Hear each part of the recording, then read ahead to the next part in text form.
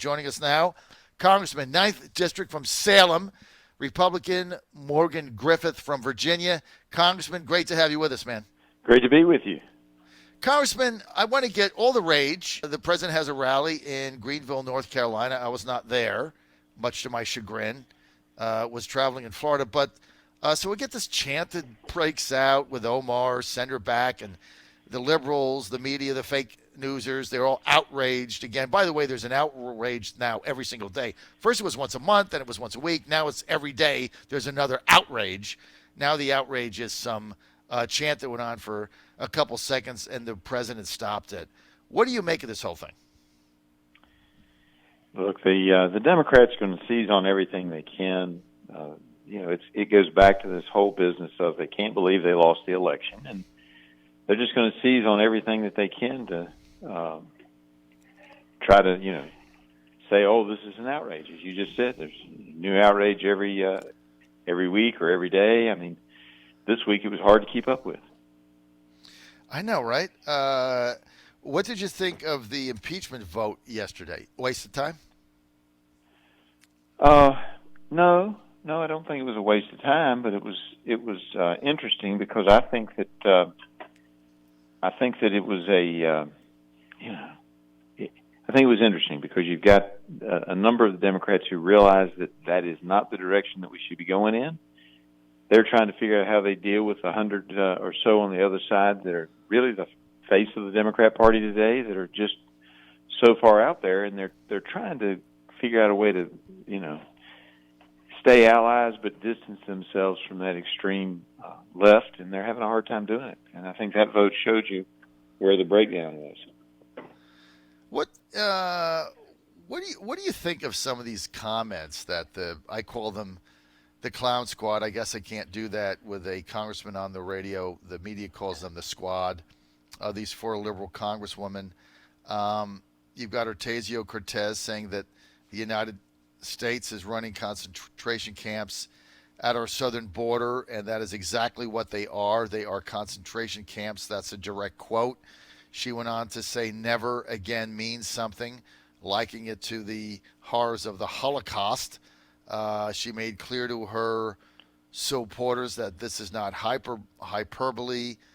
She made up the fact that migrant women who were being detained because they had come here legally were drinking out of toilets. Nobody found evidence to that. That was a complete lie. Media picked it up.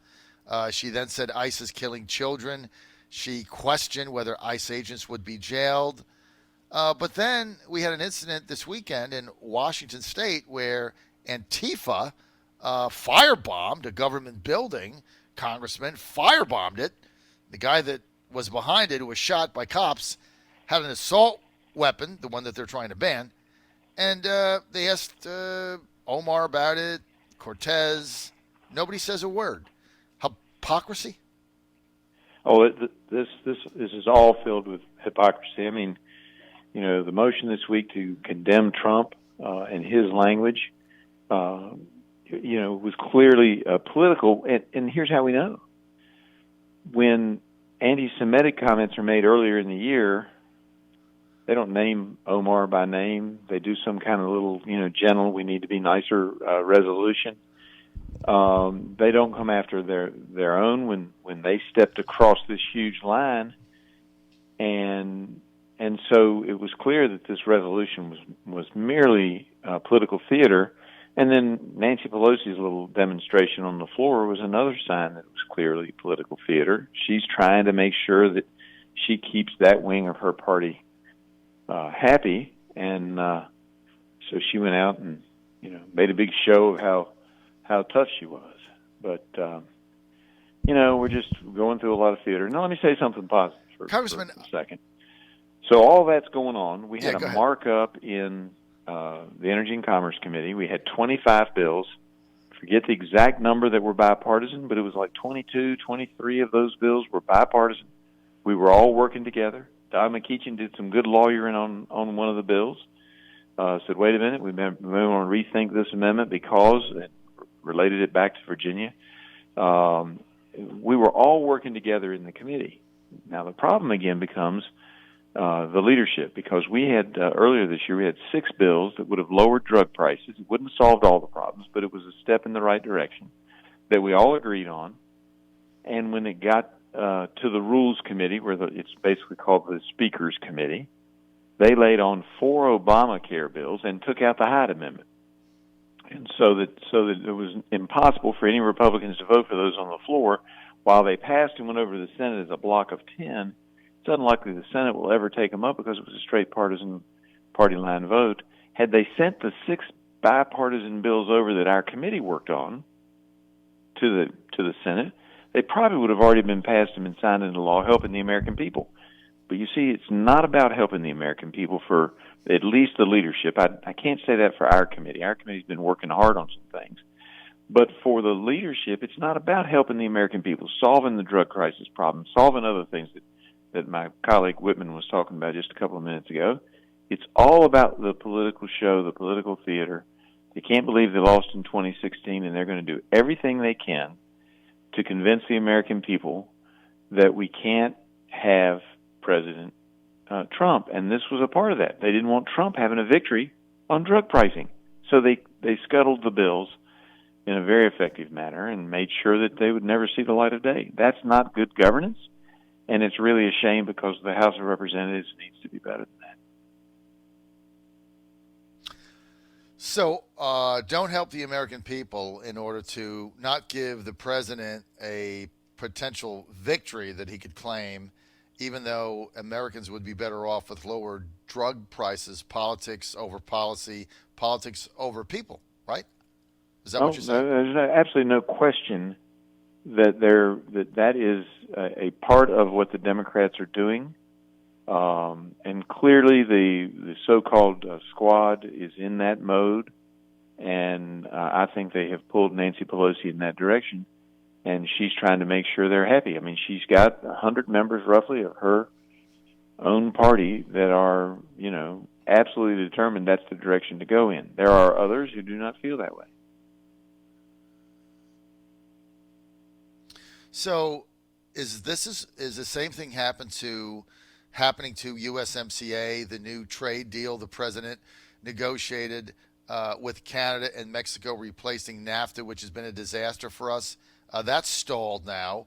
That can't seem to see the light of day, even though that would help dairy farmers in Wisconsin. That would help timber developers in the Northwest immediately. Is that why it's stalled? Politics? Well, I'm not on the committee to be able to say that covers that, so I can't say definitively, but it certainly appears that way.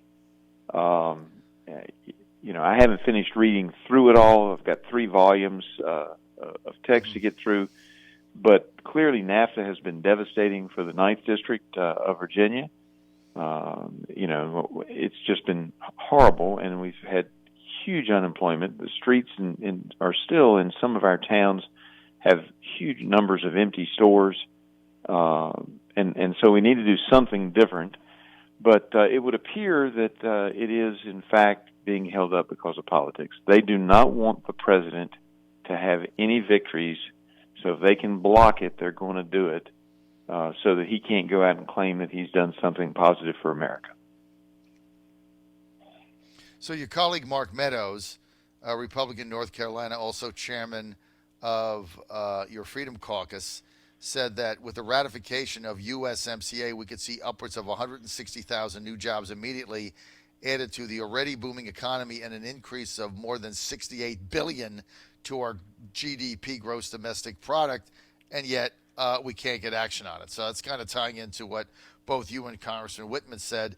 It's a leadership issue, and anything, even if it's going to help Americans, if it's going to somehow be construed as giving credit to this president, I think it was Mike Pence that coined the term, a lot of these people hate Trump more than they love America, and I think it's playing out here with this. Well, I definitely think that politics is the motivation behind a lot of this, and it is a hatred of Trump to the point of not looking at good policy for the country.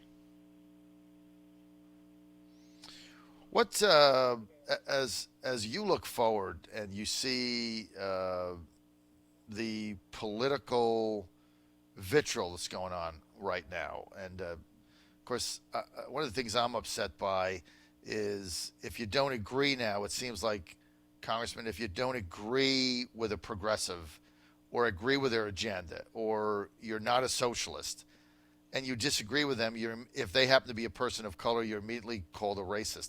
I mean, if you look at what AOC did and this squad, when they were criticized by their own speaker, their leader, Nancy Pelosi, they called her a racist because she didn't agree with their policies. When Trump disagreed with their policies, they called him a racist. So are we in a time now where basically if there's somebody of color and you don't agree with them, they can just say you're a racist and everybody shrugs their shoulders? Is that kind of where we're at now? Well, it certainly seems that way. It does seem that is the case, and that's unfortunate. Because when there is a real act of racism or something that's done, an action motivated for racial reasons, nobody's going to pay any attention. It'll be like the boy who cried wolf. We will have heard it so many times that the American people may not pay attention to it. We should always be trying to eliminate racism. And I do think overall both sides need to tone down their rhetoric. I don't use the kind of language that sometimes the president uses. I know lots of people love it, but I think we're better off as a society with a more genteel language. That doesn't mean the president's wrong in his sentiments about trying to move forward to make America great and greater. But I think both sides tend to, particularly on the wings, tend to try to vilify the other side. And we need to realize that most people in Congress are there just trying to do a good job for the people back home. Unfortunately, a handful want to do something else, and that would include the squad.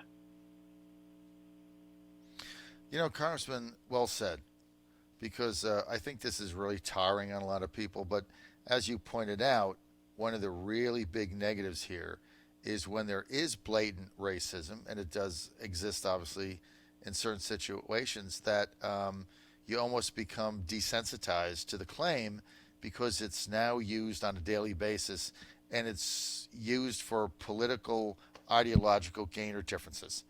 And that's really my beef with the whole thing. And we played a clip from Cory Booker earlier that's saying, if you're white and you're not a racist, that's not good enough. You have to be doing something to stamp it out. A lot of people just want to go to work and take care of their families. I mean, a lot of people just don't get up every day and think, oh my God, what is going on? They have a good job. Their children are doing different things. They're trying to make ends meet. Certainly a lot of people in your district are doing that, and they just want to take care of their family. And I think this really is getting us to a dangerous place here. I mean, I'm out here trying to get my son to a baseball game in Florida.